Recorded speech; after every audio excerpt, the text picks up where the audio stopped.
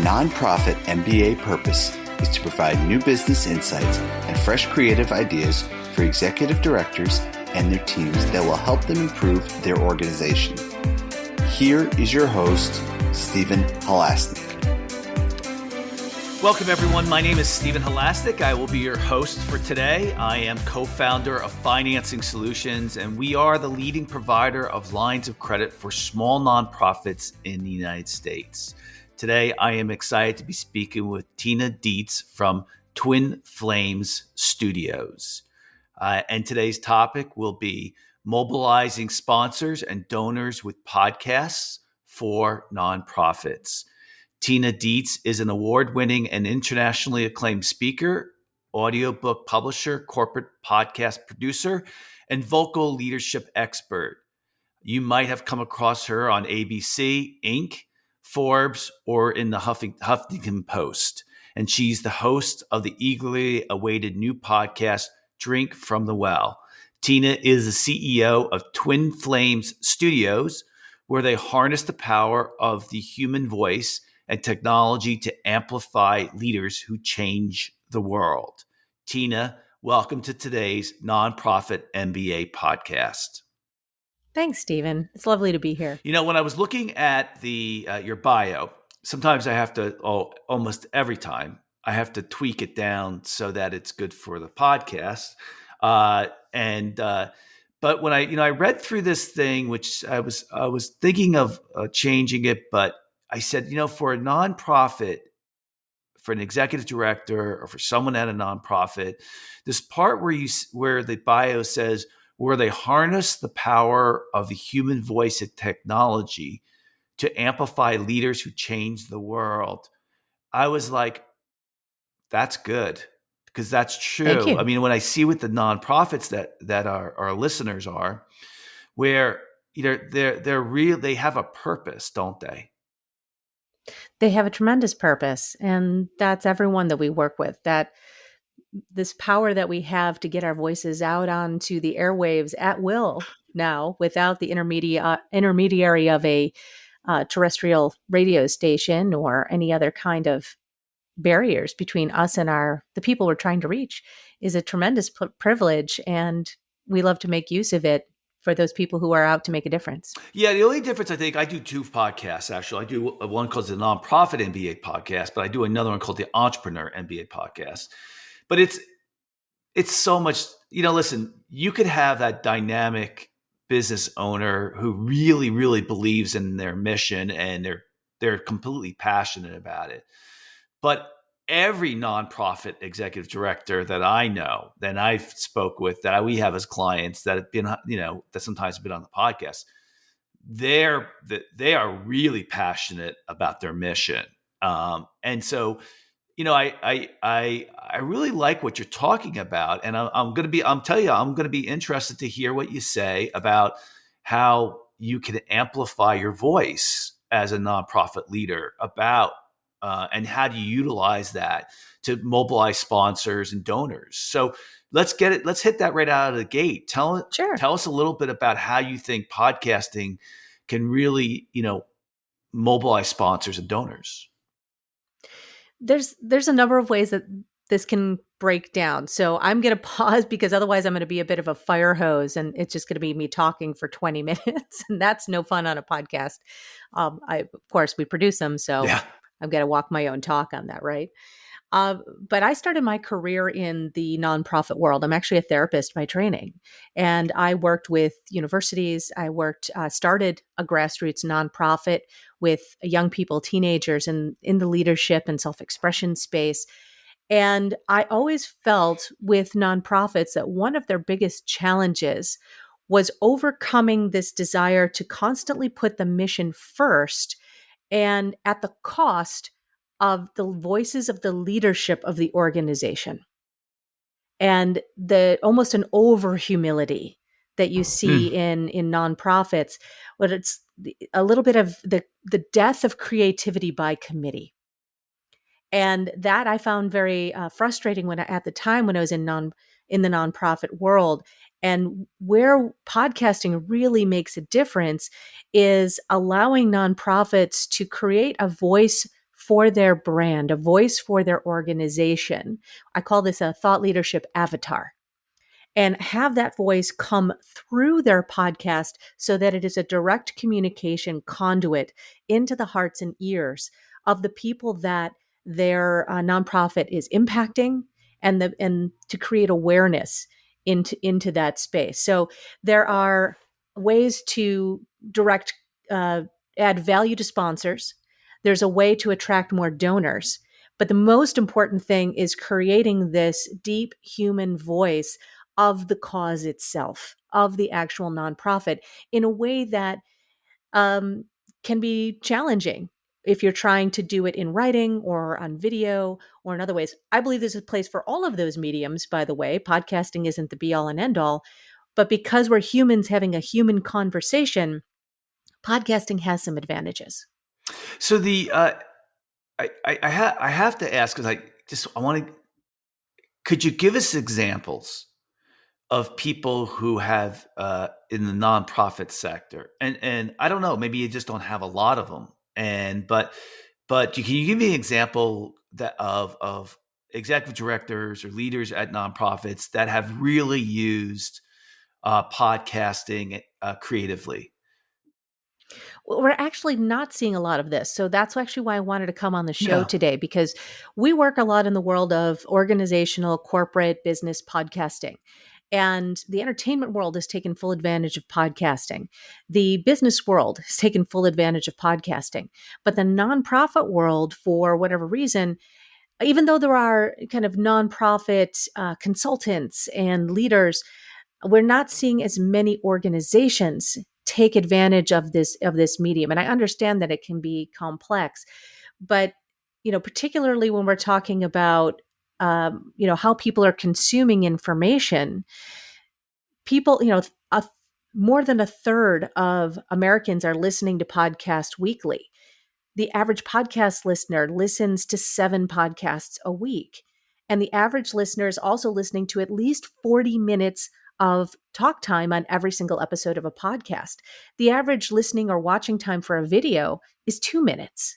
So if you have a message to convey, if you have stories of how your nonprofit is impacting people in different parts of the country, different parts of the world, making a difference, you have the room in a podcast to be able to tell those stories and create that deep human connection that builds loyalty, that inspires action, all those things that nonprofits want to be doing.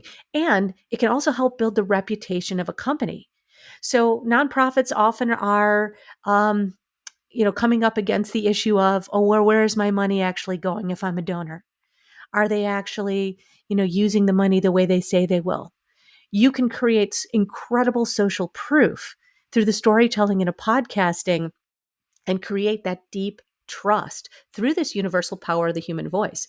Every culture on the planet has this need for storytelling. We're so deeply wired for it. Every human being on the planet is wired for storytelling. So the power and quality of the human voice is something that transcends culture. It's something that transcends age. And so you can tell when somebody is being authentic. You can tell.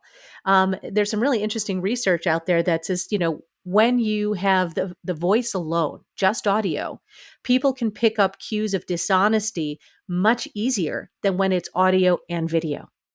Because we're so wired to also to be highly visual creatures, our visual cortex will override what our ears know.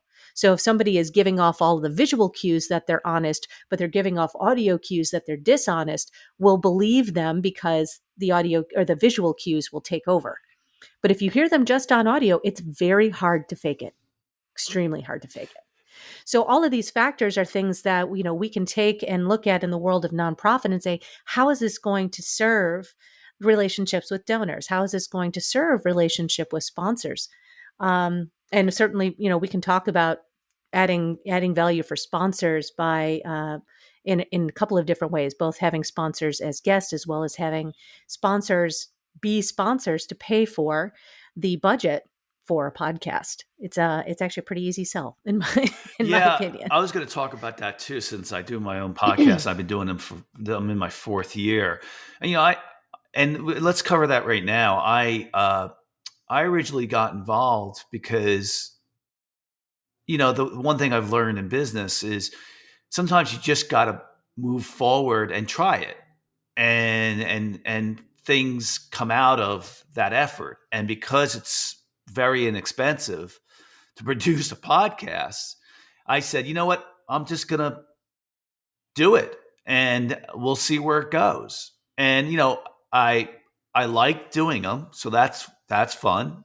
Um, Mhm. they're inexpensive. They're easy to really kind of throw together. And as I continued to do them, I started adding more parts. So so just between you, Tina, and my listeners, I just, after 90 episodes, started to work and improving the format. Right. That's just after 90 episodes, though. Right. And Right. but I had thousands of listeners now, and I, even my business partners looking at this podcast and saying, "Wow, we weren't expecting that," and so it is, for our listeners, it's really easy to do. I mean, I use, for you, you should all know, I use Zencaster. It's ZENCASTR.com to record it. And then we upload the files to Libsyn, which uploads it all to the podcasting apps.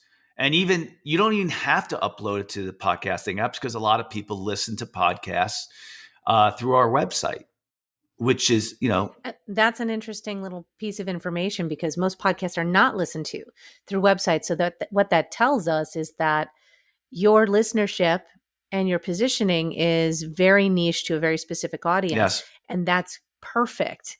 That's what we look for in this type of podcasting, that you've got a listenership that is ever growing, that comes back. And you always want to be, of course, bringing people back to your website and developing their relationship with you. With a nonprofit, you want people to come back to that website. You want them to see the ways that they can participate, that they can be donors, that they can be sponsors, that they can get involved, that they can be advocates for that organization and that cause. So, yeah, I mean, what you're talking about, Stephen, is some really best practices in what you need to have in a successful podcast. We're not looking for tens of thousands of downloads necessarily. You're looking for multiple hundreds and thousands that are going to be in the exact listenership you're looking for. You're talking directly to executive directors and executives and people in this nonprofit world.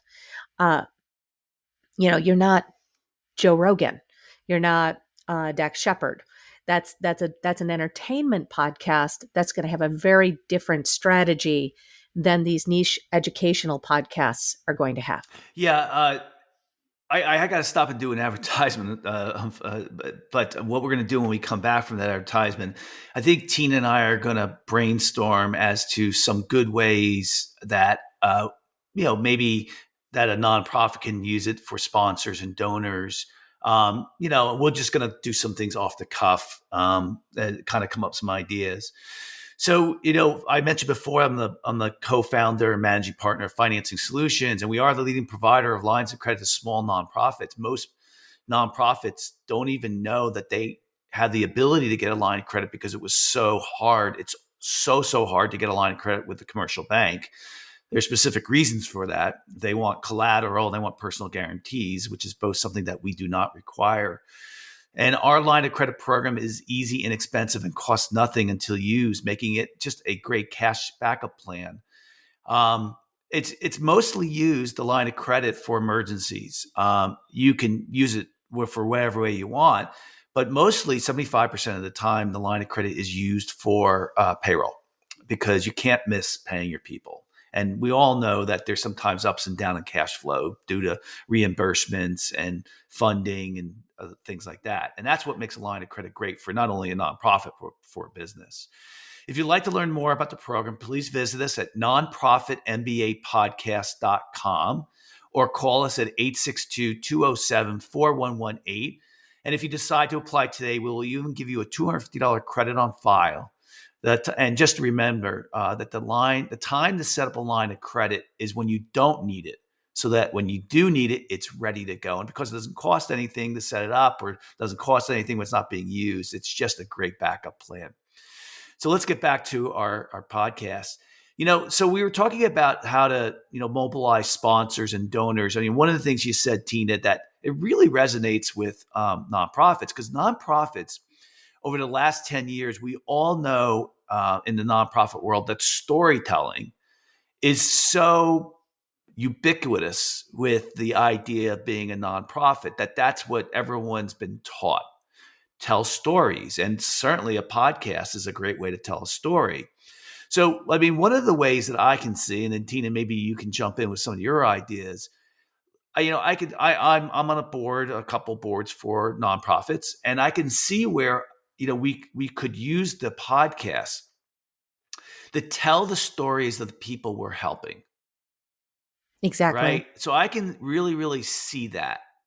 And the thing that would be interesting is, I think the donors, who are your existing donors, it'd be so easy to point them to those podcasts, and it would allow them to understand this is where my money's going. Exactly. You're absolutely nailing it, what you're saying. So sponsors want to know that what they're funding is certainly well spent. And with podcasting, you can add another layer of value to those sponsors that's going to serve multiple interests. So for example, if you've got a company, let's just say that let's say it's a company like yours that provides financial lines of credit to organizations so that they can have a great emergency backup. They can make sure that their people get paid. They have peace of mind financially. And I totally agree with you, by the way, that the time to get a line of credit is when you don't need it. I've been in business for many decades. I've built businesses in more than 20 industries in 8 different countries, and you always need that backup. So if you were a sponsor on a nonprofit podcast and or just for a nonprofit in general, and you had your logo on the website, you've got maybe you get 2 minutes at the podium at a live event. You are shown on their blog posts, or what would be some other ways that traditionally a sponsor would get value from participating with a nonprofit? Can you think of any more? Well, they'd get mailers, right? They get directed to, lots of emails, of course, if that's what you're asking me. Yeah, so that it's those kinds of things that a sponsor usually receives in exchange for their donation and their sponsorship and the association they have with that nonprofit organization. So they can say they are a proud sponsor of, the American Heart Association, or Cancer Association of some kind, whatever the case may be. Well, when you bring a podcast into the mix, you add another layer of value. So you could be, as the host of that podcast, doing a warm host read commercial, which are the most effective types of podcast advertising. And by the way, podcast advertising is now 1 billion per month is being spent on podcast advertising. So they could be, you could have that wonderful commercial, thanks so much today for our wonderful sponsors who are doing this great work. And this is how they help people. And now they're able to help us. Wonderful to do that warm, authentic shout out. You can also have those sponsors potentially as guests, not in a salesy way, not talking about their business, but maybe doing some storytelling. Yeah. Why? Yeah. Why are they associated? What's their personal connection? There's always in a company somebody who's a decision maker that has a personal connection to that nonprofit. What's that story? Yeah, I also think that's really powerful. I also think you can do like a little bit telling people about like what's going on in your nonprofit too. Like even from a challenge that you had and you overcame, a challenge that you're having and why it's a big deal. I think once you get your staff together and just get everybody together and just brainstorm. Oh, we can do a show on this, or yeah, we can do a show on this, and it just again, you you probably just can do one every 2 weeks, right? Most of our clients do biweekly podcasting, and we find that that is plenty Yeah. effective. And they, with the way that we do podcasting and reusing the assets of the podcast to create organic SEO, to create compelling content marketing, compelling relationship marketing, client and sponsor attraction, all of those things, lead generation. When it's done strategically like that, not only do you end up in the top 10, top 5% of podcasts, generally within a year to 18 months, but you also end up with the additional income and the additional media exposure that you want and the better search engine optimization, so that you don't have to be spending money on Google AdWords. Google just likes you and starts to recognize you as an authority website in your area. Yeah, I mean, it's all the reasons we do it. I mean, and also I feel like I need to tell our listeners, like, how much you can get a podcast going for, and I think I might be undercutting it, but maybe $150 a month. I mean, this, that's not like we do a lot more. Like we actually have a writer who writes up the podcast into an article, which goes on our website. I'm trying to think, we don't do any Facebook or any type of advertising at all. I mean, it's actually something we're looking into now, but so we don't do any outreach that way. So it's really, we use our existing infrastructure to email it out to the people that have registered for a line of credit. So those are either our prospects or our clients.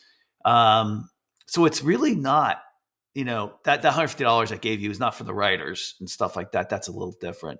You think I haven't really thought about it in my head. Do you think that's what I'm saying is kind of correct, Tina?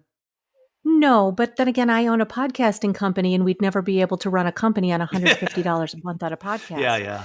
So let's be honest, Yeah. Steve, I've got a different business model than what you're talking about. You could certainly, as an individual and as a small business, get started on your own with no outside help for that kind of budget a month. Yeah, let me cut you off. For sure. Let me be clear too. I didn't start off on my own. You're right. I started off at a studio, right? And the person had experience in podcasting, and so $150 was just for the subscription services of Libsyn and Zencaster, and then I think I paid like $300 an episode for this guy to help me get them up and to do all that work, that type of thing. So anyway, to be clear, so.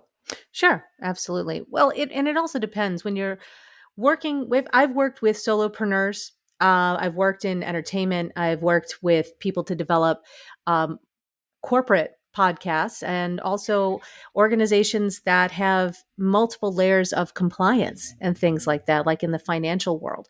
So a lot of the podcast development does depend on the complexity of the organization.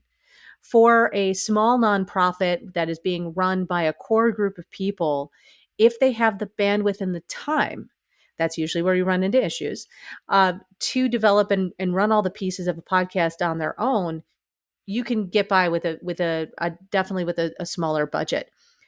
But this is the beauty of offering value to sponsors is having somebody actually sponsor your podcast so that you can develop it in such a way that you can have a professional editor and have it come off very polished. You can make sure that the podcast is being repurposed into the assets that are going to move the needle on your search engine optimization, like show notes, transcript, keywords, as well as email marketing, social media marketing, images, short videos.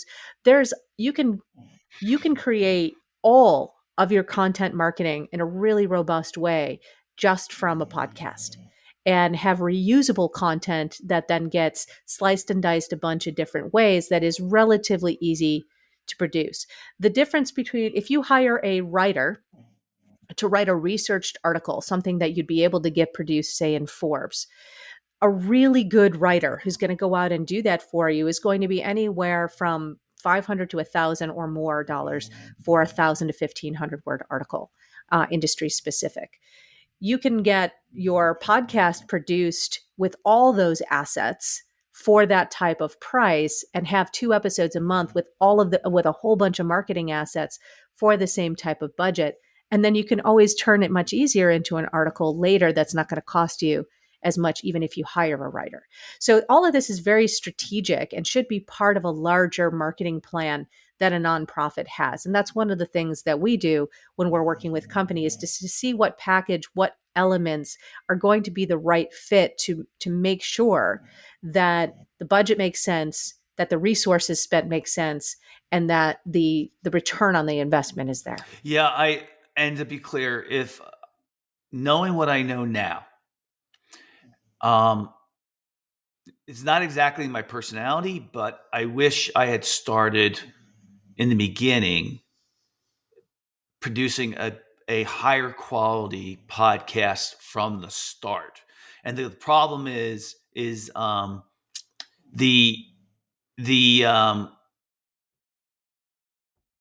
podcasts stay forever. They do. So you can't go back and say, oh, I want to change the first podcast I did because I didn't like my format. And I'll give you an example. So I think it hasn't been until recently, my podcasts are typically, they were 50 to 55 minutes long, right? And now I'm trying to get them down to about 35 minutes. And, so I look back and I say, oh boy, these are long podcasts, and, the feedback is great. They really, people like the podcast a lot, but I wish I had known a little bit more. Like the format right now, like I used to have these really long bios that were like really long. And I think, now I have people who will listen to like today's podcast and then they'll say, oh, I really like his podcast. And then they'll go back and listen to the old ones and they'll be like, oh, they're not as good.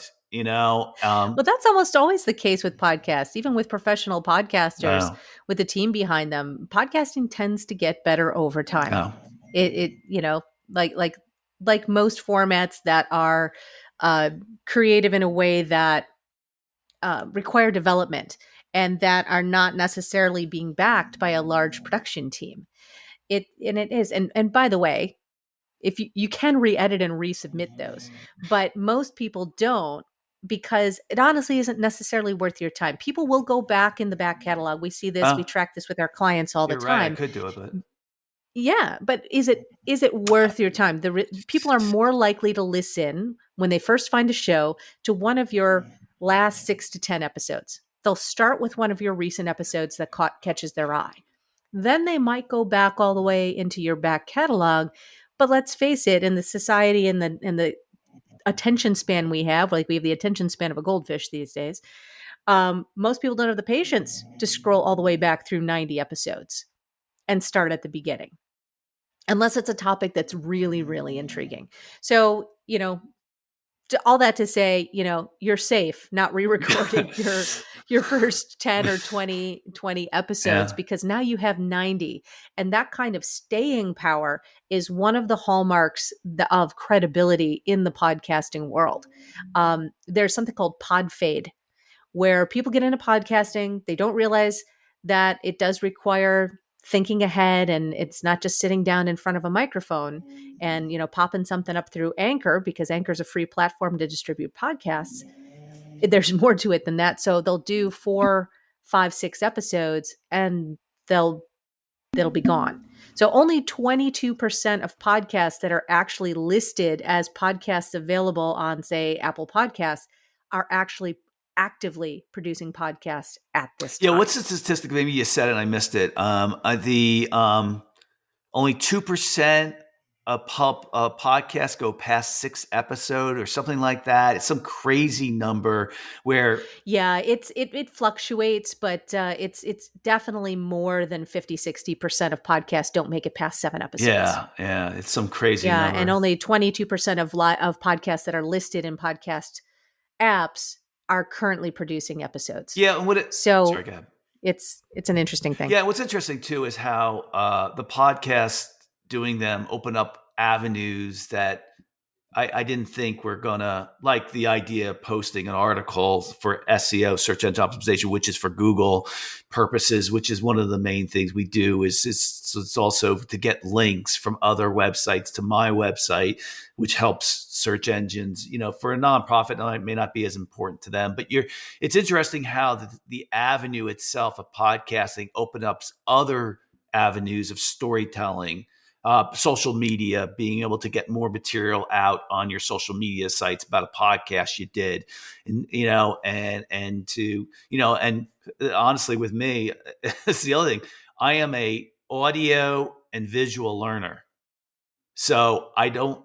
I do read a lot, but I'm not a good reader because I have dyslexia, and so I prefer getting my word out, my story through audio and video. And the podcast is really nice for me because I don't have to write anything. And so it's been easy. And that's the idea, that it gets other things out.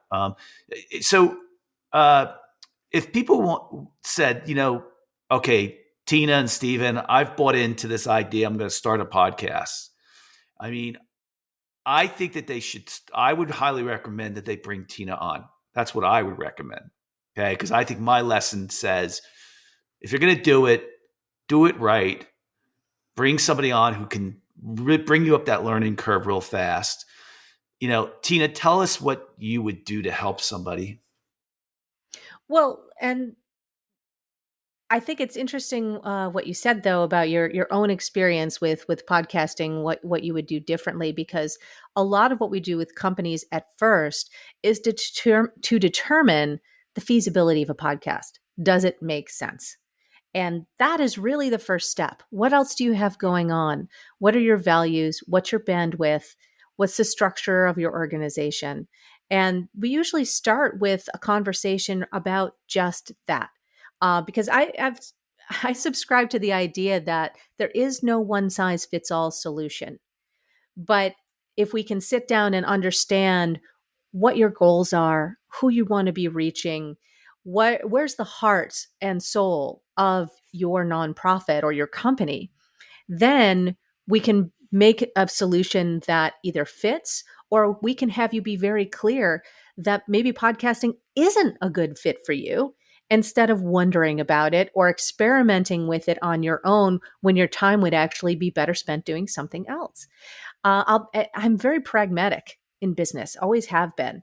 And I'll be the first one to tell the people that come to us and say, this is a good fit. This is not a good fit based on some of the things we talk about with them. There's some important factors to consider. So that's really the first thing: is it feasible, and does it make sense?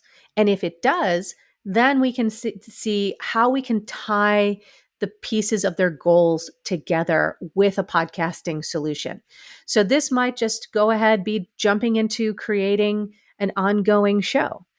It might be creating a limited series podcast, something that really just tells 10 stories, 10 most important stories that the nonprofit wants to tell, case studies almost, or, very specific instances of things that have happened through the work that this nonprofit has done, and they can showcase those as stories.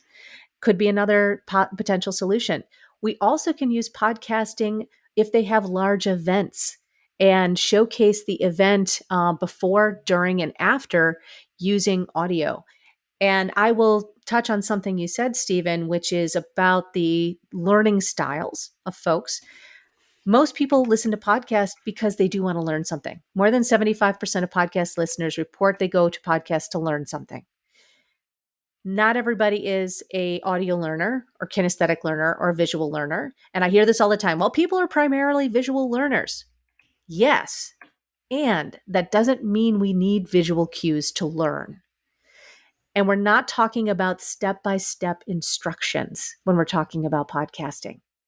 So consider that podcasting is, and audio in general, is the most accessible form of learning and is the most accessible form of media. You can listen when you can't watch, you can listen when you can't read. And it also overcomes a number of things, like you mentioned, like dyslexia, visual impairment. We have a whole division of our company that is nonfiction audiobooks. And, we regularly produce books that are for folks who are visually impaired. So, we have to, there's a place for everything in terms of media production. And if you're curious, people are curious about podcasting, it's best to get your questions answered and satisfy your curiosity. Um, and look to expert sources rather than floundering on your own because you feel like uh, you want to you're worried about spending the money, or you're worried about having getting sucked into something that you're not sure is going to be good for you or not, or being sold to. It's best to find experts, and I will include myself in those experts who can have a conversation with you objectively. Good stuff. Great podcast. I learned a lot. I think our listeners probably really learned a lot. I think it's going to be one of the more listened to podcasts because I think it's a very creative idea and I like it. That's all the time we have for today. I'd like to thank so very much Tina Dietz from Twin Flames Studios for coming on today's podcast. If you like today's podcast, please feel free to share it with a friend and also subscribe on your favorite podcasting app. And if you like today's podcast or the podcast in general, as long as you rate us 5 stars, please give us a review on the podcasting app. It really helps us get the word out. And of course, if you're looking for a line of credit for your nonprofit, you can call us at 862-207-4118 or visit our website at nonprofitmbapodcast.com. Tina, if anyone wants to get in touch with you, how would they go about doing that? Sure. You can just visit Twin Flames Studios, they're both plural, .com, twinflamesstudios.com. Or if you happen to Google my name, Tina Dietz, Dietz, I will be the first one on Google that shows up. Good. Thanks for coming on. Thank you, Stephen. This has been a really interesting conversation. I appreciate it. I want to thank all our listeners out there. You guys are out there doing all the hard work. You're making the world a better place. I thank you for that personally. And both Tina and I need to do our part too. We definitely as a world need to do better. And you guys are out there all the time doing it every single day. So I thank you for that. Everybody have a great day. But the last thing I want to tell all our listeners is you can't change the world if you don't take care of yourself. So make sure that you are taking care of yourself because we need you.